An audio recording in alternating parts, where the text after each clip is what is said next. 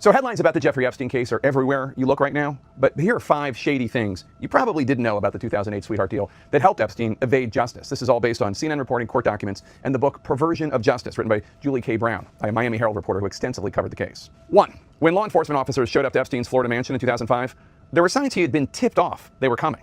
Brown reports 6 computer hard drives had been ripped out of the wall, leaving only dangling wires behind. And surveillance cameras had been disconnected. That's according to the detective who conducted the search. 2. The detective in charge of the case had more than a dozen victims willing to testify.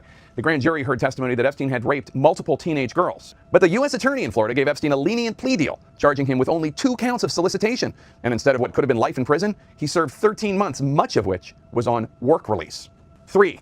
The victims were not told about the plea deal, despite a law requiring them to be notified. According to Brown's book, federal prosecutors had claimed they didn't have to tell the victims because it was a state plea, not a federal one. 4. The judge, who was assigned to the case for more than a year and had a history of criticizing lenient plea deals, was absent, suspiciously, on the day the plea deal was approved. That's right, Brown details in her book that a retired senior judge filled in that day, what she calls one of the most enduring mysteries of the case.